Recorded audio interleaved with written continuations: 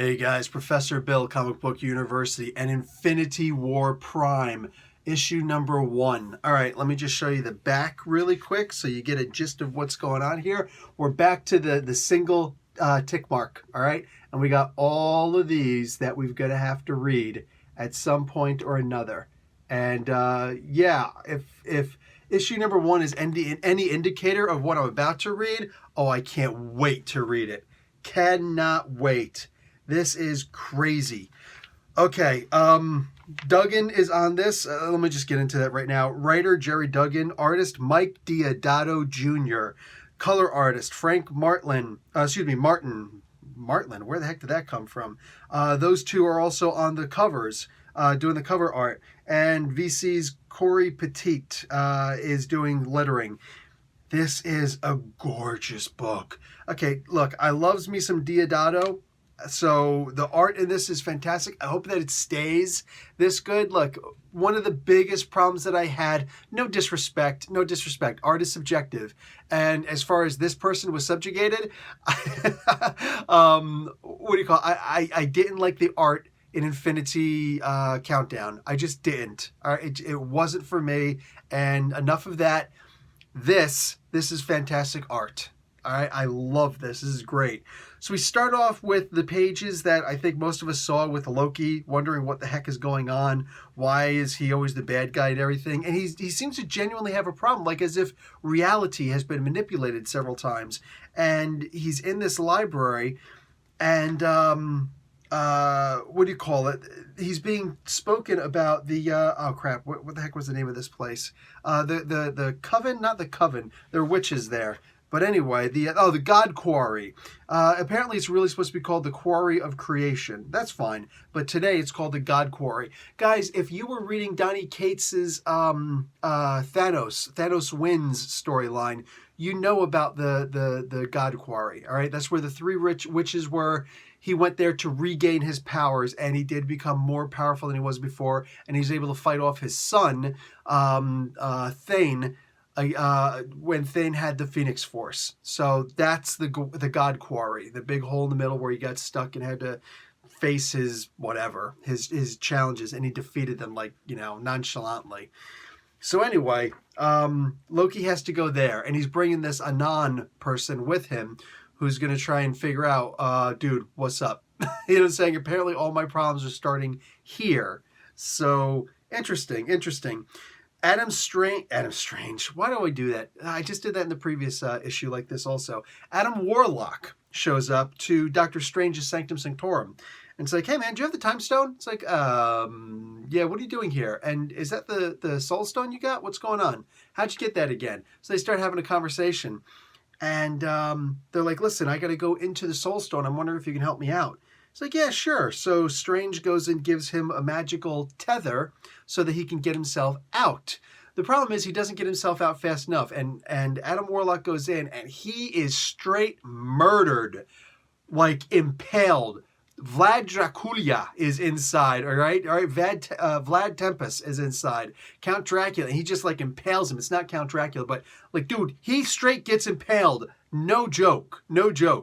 So Strange is like, well, that sucks. So use the time stone and then reverses time. And it's really cool how this happened. This was one of the more impressive, situations where there could have been no words whatsoever. The art is good enough that you can see exactly what he did without any words, but the words help. The words make it even cooler because he's interrupting his past self and saying, here, this is the part where you do it now. It's like, wait, what? Oh, I get it. Okay. Wow. I love this. And the art, guys, tell me this is not a beautiful comic, man. Tell me this is not absolutely gorgeous. Dude, I'm in love with this. So Strange goes in and helps him out. And he's trying to, and the whole time he's been saying, listen, man, you still have the stench of tachyons on you. So like the tachyons. It's like, so what are you doing with Kang? And he's just like, oh, I'll tell you later. He doesn't want to talk to him about that. So finally he pulls him out after his evisceration. And he's like, yeah, so anyways, Kane asked if I could have the time stone to give it to him. He's like, goodbye, Adam. It's like, wow, that's messed up. Fine. But I just want you to know he's coming. And no, he doesn't mean Kang. He's talking about Thanos. Okay, guys, you're going to have to get yourselves ready for this one. Thanos is there on the Chitauri homeworld. And he's telling all of his subjects that they're going to go and kill the Warbringer. They could have just killed the Warbringer recently when Warbringer came in the Infinity Countdown Champions issues, issue number 1 and 2. Could have killed him right there. But now he decides, okay, now I think we should go and kill him. So he says, he starts, he just starts basically, giving his speech. All right, man, this is what we're going to do. We're going to kick some booty. We're going to take some names and we're going to erase those names, all that. And all of a sudden he gets stabbed from behind, right through his chest. And he says, you should have gone for the head. No, that's actually not what happens. It's worse. Because he turns around and there's that creature, that hooded figure with the whatever the heck that stuff is that was covering her. We know it's a female and it's right on the front cover. This character. We don't know exactly who she is right now, but she's standing there and she's like, yeah, you always were. And she's basically saying like, I know you. We know each other. And then she cuts off his head.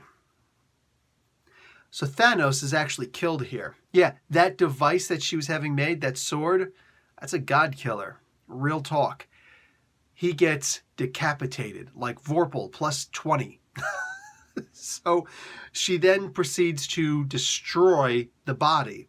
Because you got to know, with Eternals, all right, and he's more than just an Eternal. He's a Titan Eternal plus, a Deviant and all sorts of other crazy things, right? He's Thanos. And she just destroys, like, the molecules, all right? You kind of got to do that for immortal creatures. Otherwise, they come back too soon. So now he's actually got to go through a rebirth. Interesting. I have no idea. Well, I have an idea of who she might be. All right? And this is the thing that bothers me. And a couple other things happen, and quite a few other things happen in this comic book, but that's about it. But I want to give you my idea of what I think, who I think this person might be. Because, there's this advertisement in all of the Marvel comic books, except for this one. Strangely, maybe it is in here and I missed it, but I didn't see the advertisement in here for this S Guardians of the Galaxy. So in all of the other Marvel comic books, we see this. And at the very bottom, what does it say? It talks about Nebula. It talks about Nebula's back and they got to do some things and blah, blah, blah, blah, blah. A group of gods and misfits are all that stand between Nebula and galactic domination. So could it be that this person is actually Nebula? Wow. I'm kind of digging it. Anyway, that's the connection that I made. Could be totally wrong. Don't care if I'm right or wrong. That's cool. That's cool. Anyway, I'm going to let it go at that. This was a really, really big turnaround. Guys, I'm not joking when I say this. Infinity Countdown and the whole entire series and whatnot, a lot of it was really good. A lot of it was okay. None of it was really bad. But even with everything that happened there, that was not enough to really get you to understand just how incredible this issue was. And this is just Prime. The Infinity Wars actual books are going to be happening. 2 of them are going to be happening in August. So I'm genuinely looking forward to seeing what happens next with this story. I'm going to be reading this all the way to the very end. Genuinely impressed by all of this. And yeah, real talk, man, Jerry Duggan, he's not clowning around. He starts taking from bits and pieces of the Marvel Universe, recent and past stories all over the place to bring you this story. Not an easy task to do, but he does it expertly. So I'm highly recommending this book. Guys, Professor Bill, Comic Book University. Class dismissed.